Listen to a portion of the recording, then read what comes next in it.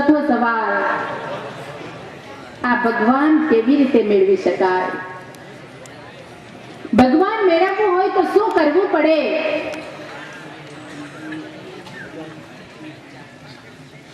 તો દીકરી કહે છે કે મને આ દૂધ નથી ભાવતું, તમે જે મંગાવ્યું એ દૂધ મને નથી ભાવતું, મારે તો માખણ ખાવું છે. કૃષ્ણ ભગવાનને માખણ ભાવે તો મારે પણ માખણ ખાવું છે અને અહીંયા જ મને જોઈએ. તો રાજા કહે છે કે તારી છટકી ગઈ છે દીકરી, અત્યારે દરબારમાં માખણ ક્યાંથી લાવીએ?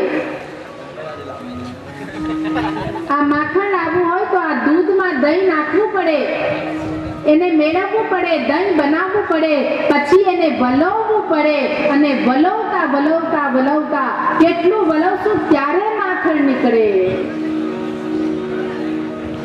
તો દીકરી કે ભગવાન એમ મેળવાય?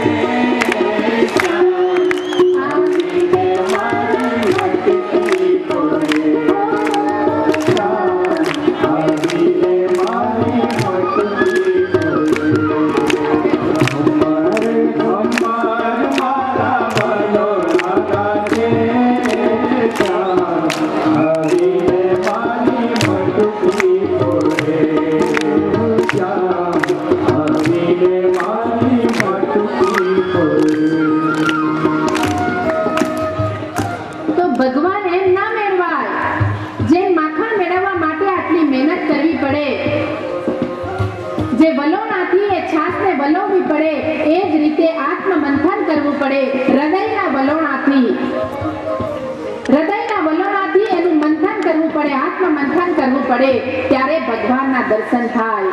સમુદ્ર મંથન જ્યારે થયું, સમુદ્ર મંથન થયું ત્યારે રત્નો નીકળ્યા, જળ જવેરાત નીકળી, વિષ નીકળ્યું, ખૂબ બધું અમૃત પણ નીકળ્યું. રત્નો નીકળ્યા એ અસુરો લઈને ભાગી ગયા, અસુર લોક, રાક્ષસ લોક. અમૃત નીકળ્યું તો દેવે પી લીધું અને વિષ નીકળ્યું ત્યારે બધા ભાગવા લાગ્યા. તો એ કોણે પીધું? શિવ, શંકર ભગવાને. તો જેને રત્નો પકડ્યા એ તો અસુર કહેવાયા, જેને અમૃત પીધું એ તો દેવ કહેવાયા, પણ જેને ઝેર પીધું એ મહાદેવ કહેવાયા.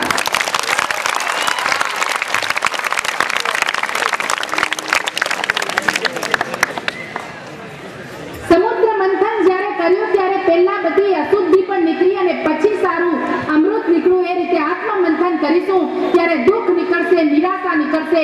આપણી અંદર જે પણ નિરાશા હશે, જે પણ કુવિચારો હશે, ઈર્ષ્યા, રાગ, દ્વેષ, કામ, ક્રોધ, લોભ, મોહ, આ બધી અશુદ્ધિઓ નીકળશે. જેમ જેમ આત્મ મંથન કરતા જઈશું એ બધું નીકળશે તો આપણને જીવનનો સાર મળશે. સમુદ્ર મંથન કરવાથી અમૃત મળ્યું અને આત્મ મંથન કરવાથી આપણને જીવન સાર મળશે, જીવનનો સાર મળશે.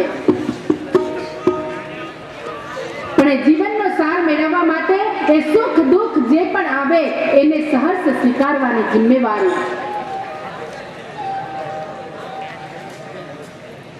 મૂર્તિકાર જ્યારે મૂર્તિ બનાવે છે, એક જ શિલામાંથી એકની મૂર્તિ બનાવે છે ને એકને પગથિયું બનાવે છે. મૂર્તિ બને અને લોકો પૂજવા જાય છે અને પગથિયાની ઉપર બધા જોડા બેસે છે. આપણે પથ્થર બનવું કે મૂર્તિ બનવી એ આપણા હાથમાં છે. અપના હાથ જગન્નાથ. દુઃખ સહન કરતા પણ આવડવું જોઈએ. નાની સરખી વાત પરીક્ષામાં નાપાસ થઈ જાય તો કે આત્મહત્યા. કોઈ છોકરીએ ના પાડી દીધી, ગમતી હતી તો આત્મહત્યા. વાહ ભાઈ, આ કઈ જીવન છે? તને જીવન કેવી રીતે જીવવું હોય, આત્મહત્યા શું કરે? તું એવું જીવન જીવ, એવું તું જીવન બનાવ કે એ છોકરી જેને ના પાડી એ સામેથી તને કહેવા આવે કે હવે તું મારે યોગ્ય છે, હું તને પરણવા તૈયાર છું.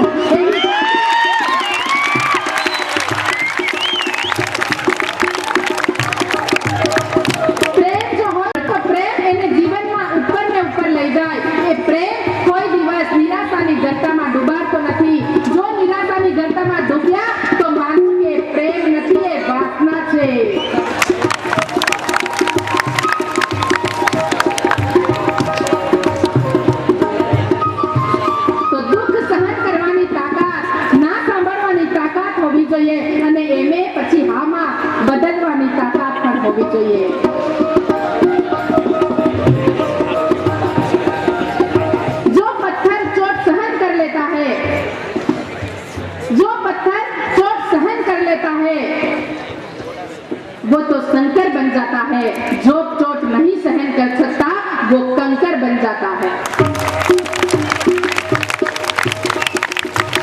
और कंकड़ जो बन जाता है वो लोगों को पैरों में चुभता है, और जो कंकड़ बन जाता है उसके पैर में लोग जुटते हैं।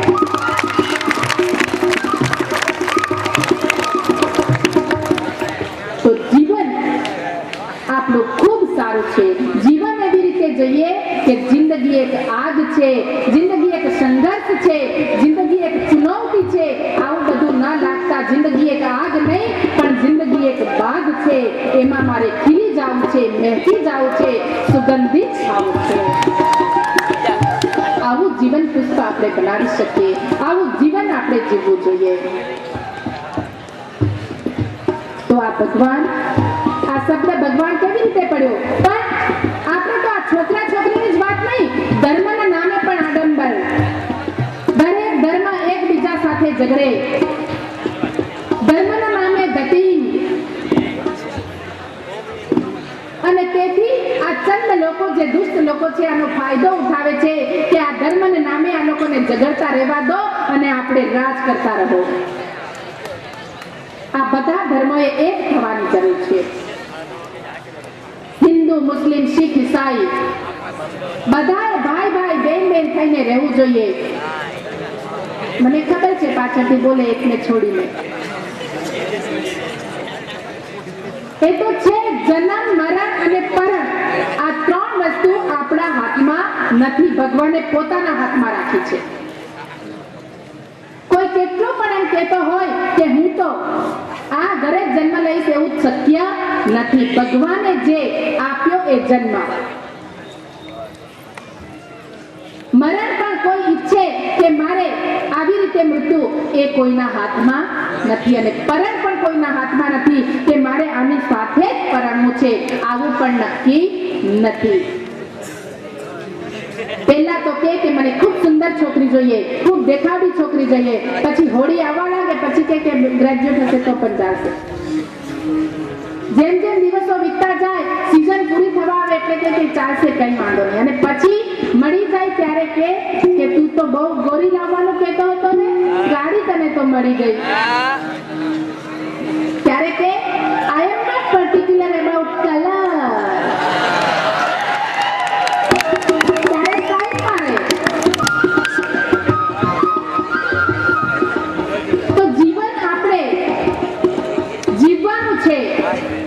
જે પ્રભુના હાથમાં છે એને સહર્ષ સ્વીકારવાનું છે। આ રામ, કૃષ્ણ, ઈસુ, આ બધા ભગવાન જે છે એને કોઈ કહે કે હું રામ છું, હું શૈવી છું, હું વૈષ્ણવી છું, અમે તો માતાજીને માનીએ છીએ, આવું બધા કહેતા હોય, પણ આપણે એમ બોલીએ કે ભગવાન એટલે એનો મતલબ શું કે આ બધા જ લોકો એકમાં આવી જાય। મારો પરિચય કહીએ ત્યારે આપણે એમ બોલીએ કે મારું નામ આ છે, મારા પપ્પાનું નામ ફલાણું છે, મારી મમ્મીનું નામ દીકરું છે, પણ આપણે એમ કહીએ કે આ મારો પરિવાર, એટલે બધા આવી જાય ને। તો આ બધા જે છે રામ, કૃષ્ણ, શિવ, સાંઈ, આ બધા છે એ ભગવાનનો પરિવાર છે। તો યથા પિંડે તથા બ્રહ્માંડે, આ પૂરું બ્રહ્માંડ 5 તત્વનું બનેલું છે, અને આ શરીર પણ 5 તત્વનું બનેલું છે। આ ભગવાન નામ કેવી રીતે પડ્યું? આપણું નામ તો કોઈ પાડે, આપણું નામ કોણ પાડે? કોઈ પાડે। અને અમે બહુ હોશિયાર થઈ ગયા હોય તો કે આપણે તો કોઈ બોયને ગણીએ નહીં, મારી માં જે પાડે તે ખરું। એક આનંદ હોય પરિવારનો, પણ છતાં એ નામ પાડે, પણ ભગવાનનું નામ કોણે પાડ્યું? ભગવાન કેવી રીતે મેળવા? તો ભ એટલે આ 5 તત્વ કયા છે? पंच तत्व। ब એટલે ભૂમિ, ધરતી। सब रोगों का एक इलाज मिट्टी, धूप, पानी, हवा। એમાં આપણા આ જે પંચ તત્વ છે, ભ એટલે ભૂમિ, ભ બોલીએ છે ત્યારે પાછળ અ સંભળાય છે, સાયલેન્ટ અ સંભળાય ને। આ સાયલેન્ટ શબ્દ સાયલેન્ટ પર કરી દીધો ફોન, એમ કે ને। અંગ્રેજીમાં પણ બોલતા હોય કાલે આપણે વાત કરી હતી.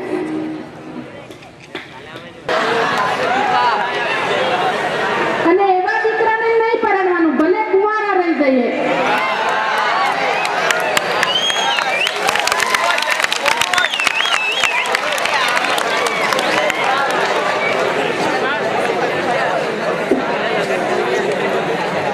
ભલે એની પાસે કેટલો પણ પૈસા હોય, પણ સંસ્કાર ના હોય તો એ ઘરે કદી જવું.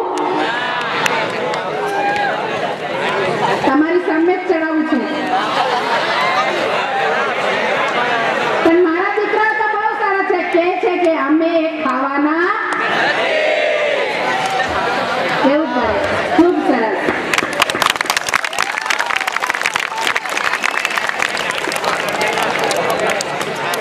તો બ એટલે ભૂમિ, અ એટલે અગ્નિ, ગ એટલે ગગન, વા એટલે વાયુ અને ન એટલે નીર. આ ભગવાનના પંચ તત્વના નામ પરથી ભગવાન પડ્યું. ત્યાં પંચ તત્વ આપણું શરીર,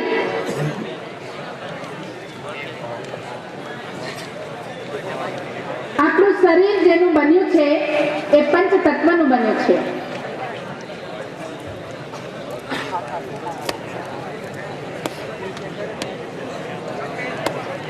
તાપ લાગે છે, ગરમી લાગે છે? ચટ્ટાર બેસી જાઓ.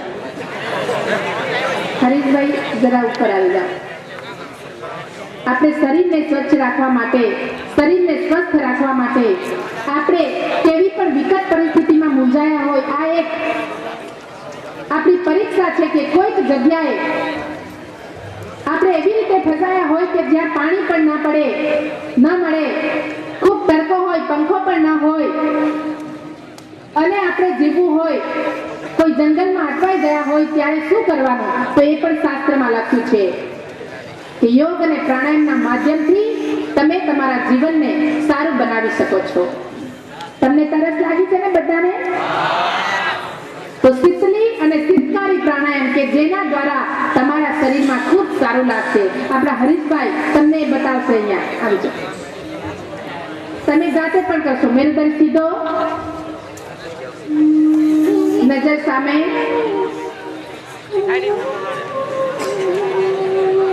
શીતલી પ્રાણાયામ. શીતલી પ્રાણાયામ કેવી રીતે? જીભને બહાર કાઢવાની અને નળીની જેમ વાળવાની. હવે શ્વાસને પૂરેપૂરો અંદર ખેંચો, લાંબો શ્વાસ ભરો.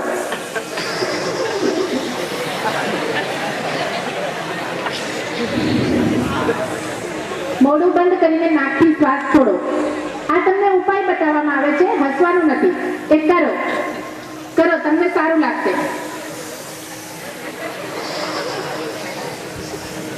જીભ બહાર કાઢો. બહાર કાઢીને વાતાવરણમાંથી તમને પાણી મળશે. કરો તો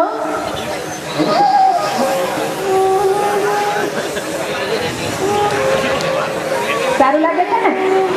ચોકલેટ ખાતા હોય એવું લાગે ને? આને શું કહેવાય? શીતલી પ્રાણાયામ. હવે શીતકારી પ્રાણાયામ. શીતકારી પ્રાણાયામમાં શું કરવાનું? જીભને તાળવા પર લગાવી દેવાની. ક્યાં લગાવવાની? તાળવા પર. અને બંને દાંતોની પંક્તિને જોડી દેવાનું. હવે એને શીતકારો લેતા હોય, સીટી વગાડતા હોય ને એ રીતે અંદર લો.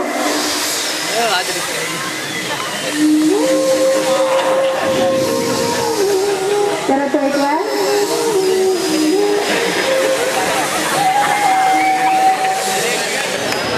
સારું લાગે છે ને? એસી જેવી ઠંડક લાગે ને? લાગે છે નહીં? લાગી હોય તો તાળી પાડો.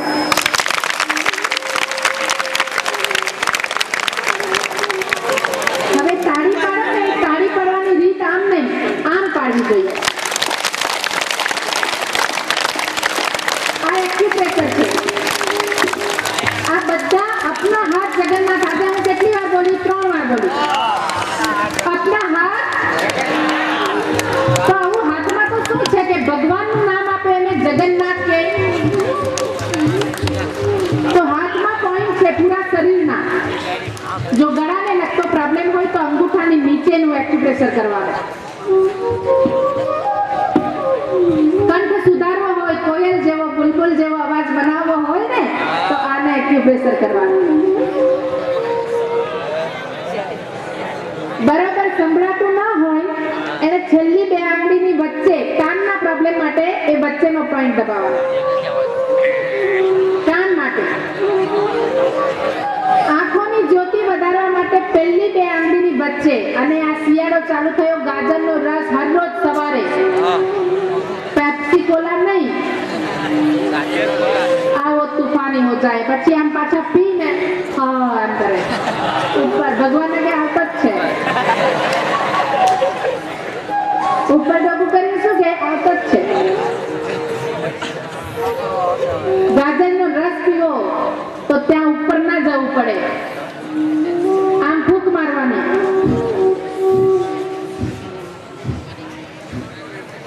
કપાલભાતી પ્રાણાયામ, થાક નહીં લાગે.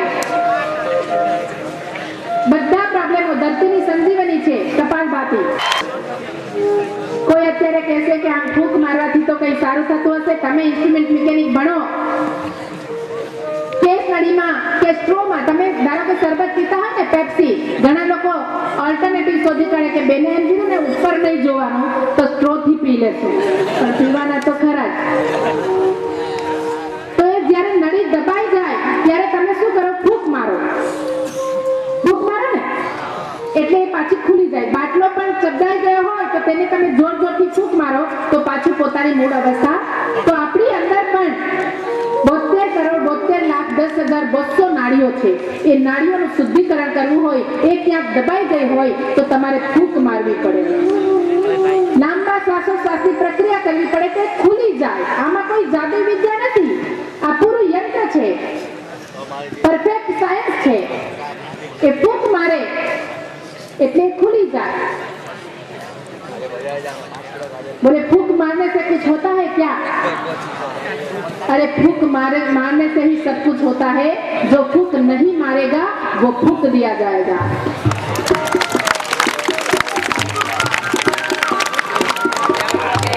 जो फूंक नहीं मारेगा उसको फूंकने के लिए ले जाएंगे, तब बोल लेंगे राम नाम सत्य है, मुर्दा बड़ा मस्त है. कोई किसी को याद नहीं करता. हमारा कर्म अच्छा होगा तो हम सबको याद आएंगे, बाकी कोई याद नहीं करेगा. तो आ आंखनो आ काननो हार्टने माटे होय तो हार्ट लईने आ તમારા માટે નહીં તો બીજાને માટે પણ જાણી લો. ઘરે મમ્મી પપ્પાને પ્રોબ્લેમ હોય, ભાઈને પ્રોબ્લેમ હોય, દોસ્તને પ્રોબ્લેમ હોય તો એને તમે જણાવી શકો કે હાર્ટ માટે, ડાયાબિટીસ માટે એમથી થોડું નજીકથી. પેટનો પ્રોબ્લેમ હોય એને માટે વચ્ચે પેટનો પ્રોબ્લેમ હોય પછી જ્યારે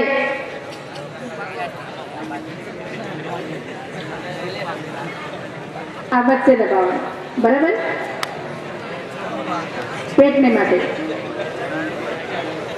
મસ્તિષ્કને લગતા પ્રોબ્લેમ હોય તો, માથું દુખતું હોય, આદાસીસી હોય તો આવી રીતે બધી આંગળીના ટેરવાઓ. દાંતને લગતો પ્રોબ્લેમ હોય, મોઢામાંથી દુર્ગંધ આવતું હોય, પાયોન્યા હોય તો તેને માટે આવી રીતે પશુઓ ચાલે ને આમ કરે તો પણ ચાલે. આવી રીતે નખની નીચેનો ભાગ દબાવવાનો. આ તમે બિઝનેસમેન બની જશો ને તો પણ આ તમને ખૂબ કામ લાગશે. આ સૂક્ષ્મ વ્યાયામ તમે ઓફિસ વર્ક કરતા હોય ત્યારે પણ આ વચ્ચે વચ્ચે કરી લેવાથી તમે રિલેક્સ થઈ જશો. ગાડીને સર્વિસ કરાવો, આ શરીરને સર્વિસ કરાવો કે પછી ગાડીને સર્વિસ ના કરાવો તો ગાર્બેજમાં નાખવી પડે. તેમ આને સર્વિસ. આમાં શું છે કે ગાડી ખરાબ થઈ જાય ને તો આપણે એને બદલી પણ શકીએ, પણ આ ગાડી ખરાબ થાય ને તો એને બદલાય નહીં. ઠાઠ્યું પણ ચલાવવું પડે.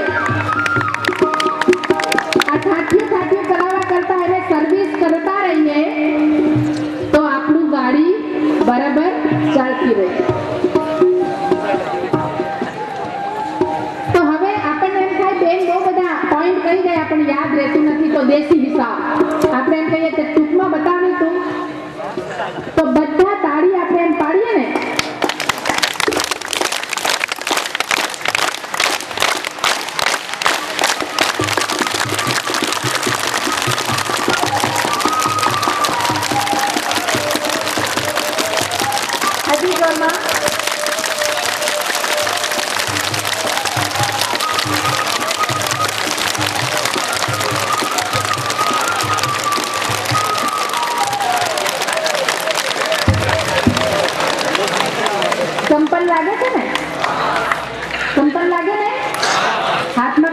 આવે આવી રીતે તાળી પાડવાથી એક પોઈન્ટ દબાય. આ પાવર પોઈન્ટ છે.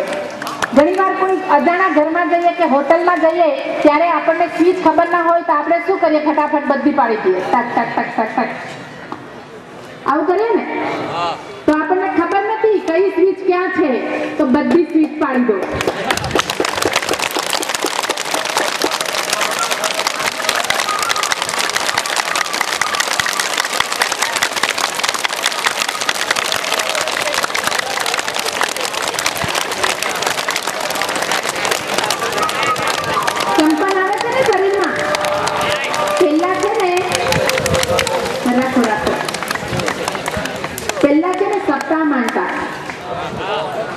હજુ બી માંડે, હા ગામમાં માંડે હજુ પણ પહેલા છે ને ગવૈયો એક જ રહેતો.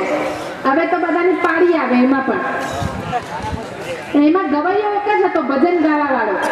એ કન્ટિન્યુઅસ 12 કલાક કે 24 કલાકની જે પણ સત્તા રાખી હોય કન્ટિન્યુઅસ ગાતો રહે અને તાળી બજાવતો રહે. અને તાળી બજાવતા બજાવતા એક શરીરમાં કંપન ઊભું થાય અને એનું શરીર ધૂંઝવા લાગે તો મૂર્ખ લોકો કે માતા આવી. કોઈને માતા પણ નહીં આવે ને કોઈને પિતા પણ નહીં આવે. અને પાછા લોભિયા હોય ને દુતારા ભૂખે ના મળે, એનું જીવનનું ઠેકાણું ન હોય ને એને સવાલ પૂછવા જાય કે આપણું કેમ થશે. તો આવી અંધશ્રદ્ધામાંથી બહાર આવવાનું છે કે આ જે થાય આપણા શરીર માટે ખૂબ સારું છે. તો આજે આપણે જાણી ગયા કે આપણે એક આત્મ સ્વરૂપ છે, આત્મચિંતન કર્યું કે આત્મ સ્વરૂપ છે, પણ એને માટે આપણું શરીર સ્વસ્થ રહેવું ખૂબ જરૂરી છે. અને એમાં પણ પ્રાણાયામના અભ્યાસથી, યોગના અભ્યાસથી આપણે આપણા શરીરને સ્વસ્થ તો રાખી શકીએ, પણ આત્મા આપણે જાણી ગયા કે શિવોહમ શિવોહમ શિવોહમ શિવોહમ, કે હું શિવ છું, હું કલ્યાણરૂપ છું. તો એક સક્રિય ધ્યાન કે ક્રિયાત્મક ધ્યાન આપણે કેવી રીતે કરી શકીએ? આમાંથી તમને પૂછું કે કબજિયાત એ રોગનું મૂળ કારણ છે. કબજિયાત કેટલા લોકોને રહે છે? શરમ આવે છે, પણ એ તો કબજિયાત જેને રહેતી હોય ને એ બાજુમાં બેસવાળાને ખબર પડી જ જાય. બાજુવાળા નાક બંધ કરવા લાગે તો જાણવું આ બાજુવાળાને કબજિયાત.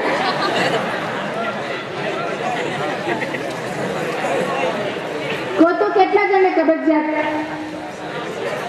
જો તમને હશે તો હું ઉપાય બતાવું. આમાં આ કુદરતી પ્રક્રિયા છે, એમાં શરમાવાની જરૂર નથી. શરમાય તે તો કેટલા જણને કબજિયાત છે? પેટ સાફ ન થતું હોય ને, ચલો તમને શરમ લાગે છે, લાગતું જ છે. આમ તમને શરમ લાગે તો દુનિયામાં તમે કેવી રીતે ઉભા રહી શકવાના બોલો?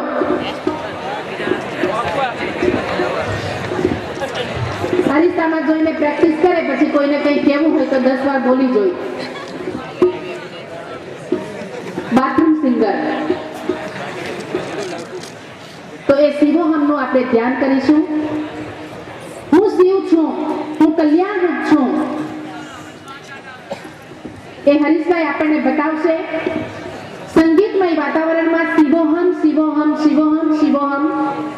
હું શિવ છું, હું કલ્યાણરૂપ છું. ઉપર હાથ રાખીને ફક્ત પંજા પર આપણે આ શિવોહમનું ધ્યાન કરીશું, જેથી આપણી અંદર પણ એક સ્ફૂર્તિનો અહેસાસ થશે. આ રોજ આપણે સવારે કરી લેવાથી ગરમ પાણી સવારમાં પી લેવાનું અને એકવાર આ ભગવાનનું ધ્યાન કરી લેવાનું. જો તમને કેવું મોશન સરસ આવે, જેનું મોશન ઠીક આવે ને, જેને ઝાડો સાફ એનું દર્દમાં, શૌચાલયની બહાર કોઈને ઉભા રહીએ ને તો જેનો સાફ બરાબર થઈ જાય ને તો બહાર આવીને મોશન સાફ થાય ને તો હાસ એને પ્રમોશન મળ્યું હોય ને એટલો આનંદ થાય.